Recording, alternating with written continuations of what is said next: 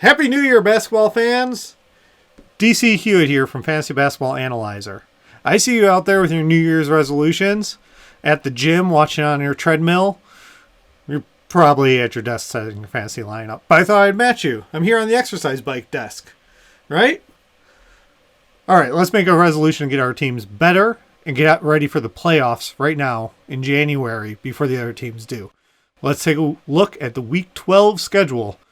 Most of the teams have 4 games. By most, I mean literally just barely most. 15 teams have 4-game week.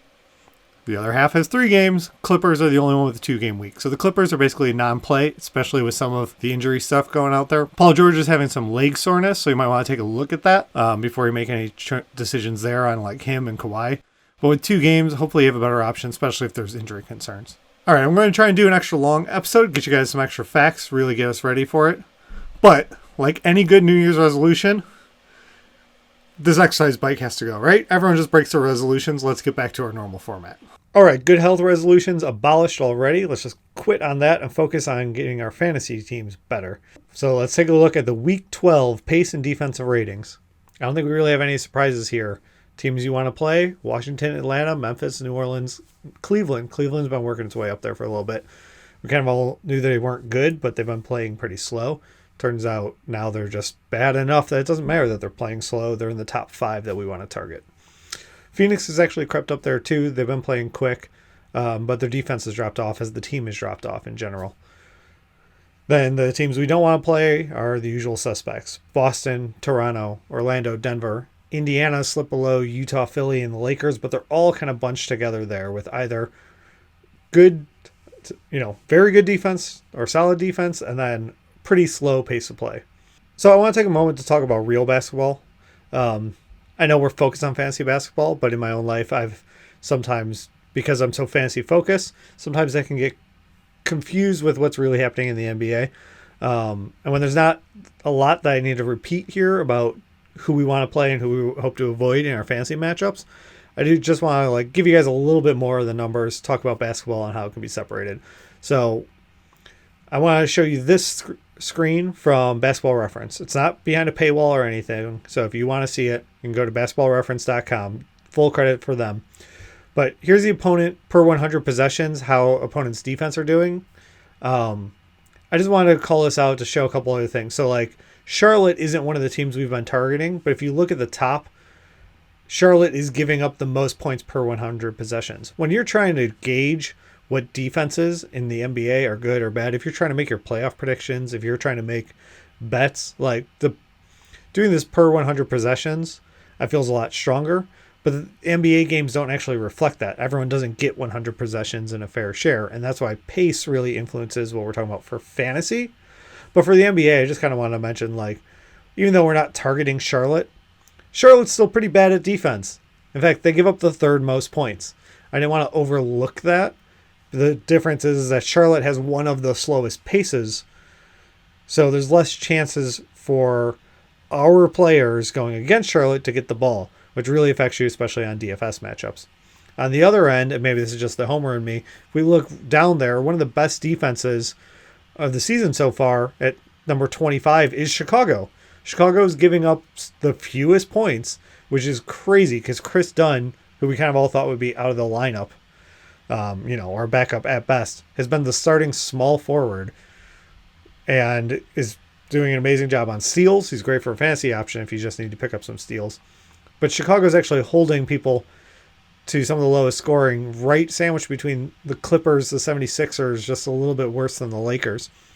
So even though we're not running away afraid of Chicago, because the pace of play is kind of up there, it's 102, it's pretty middle of the pack.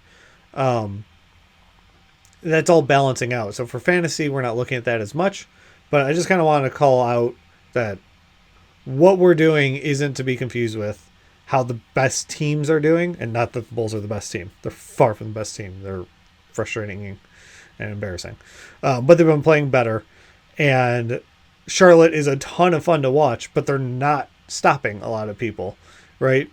So I just kind of wanted to mention those two teams that we don't really get to talk about when we had a week like this where nothing's really shuffling. And we're in the middle of the season. I think we kind of know the good matchup, the plus and minus matchups that we're looking for. They're going to shift less and less as we get more and more data. So these teams are kind of settling into where they're going to be. With the exception of if something big happens, like New Orleans is playing better defense right now because New Orleans has Favors back. When Zion comes in, I'm really not sure how I feel about his defense when he comes in. But we're still a little bit ways away from that. They're hoping for this month. We'll see. He's practicing. He's got his weight down. So they're hoping he's ready to play. All right, rolling right into the weekly schedule grid view. You can see the teams here tagged out with green and red. We're past Christmas, but still our plus-minus matchups. Team-wise, standing out, Charlotte's got 4 games, which is great, but they actually have like 3 of the tougher defenses in Indiana, Toronto, and Utah. But it's 4 games. I don't think you really worry about it. Just maybe don't expect like anyone to go complete gangbusters on it. New York also has a bit of a mixed bag. They got to play the Lakers and Utah, which aren't great matchups. New Orleans is a good matchup, but like I said, they've been playing a bit better. And Miami, we don't tag as red, but Miami's got a pretty solid defense too. On the upside, it's New York, and you're probably not playing too many people from that. Maybe Elf. Good weeks or interesting weeks. Detroit stands out a bit. Detroit's got all division matchups this week. They only have 3 games. They've got an away and then a home against Cleveland, and then they play Chicago. So teams they're familiar with, and that, they should get to chew up Cleveland on a couple of those games. They're also, if you're doing streaming, Detroit's got that Tuesday-Thursday matchup where those games are a bit lighter. There's less games there. So while they're not a back-to-back, if you pick someone up on Detroit to play, you might get to shuffle them in both those games because Tuesdays and Thursdays have a little bit lighter of a schedule here this week. Jumping from that over, just touch on the back-to-backs because it fits in well with streaming. You can look at this. You can see the back-to-backs. It's worth noting Charlotte doesn't show as any back-to-backs, but that Phoenix game at the end actually is a back-to-back. So if you pick someone up to play for the weekend, you can get them Friday and Sunday, and they're actually going to have a Monday game as well. So you can maybe prep for next week and use a waiver move this week to get you a little ready for next week. Get that extra game if you're in the daily change leagues. Dallas and Denver, Lakers, Milwaukee, New Orleans all have those weekend games. So at the end of the week, if you're doing daily leagues, try and shuffle those guys in. Start of the week, we're looking at Boston, Brooklyn, Houston, the Thunder, or Sacramento. They've all got back-to-backs in the first half of the week. You're in a daily league. You can pick someone up right now and get a little extra game out of them. And the Knicks. I forgot to mention the Knicks because they're the Knicks and they're pretty forgettable. All right, everyone. Thanks for watching. I was going to do a whole section here on the injury report around the league. I've got a list of 49 players with injury updates for you. But I recorded it and it's just pretty damn long.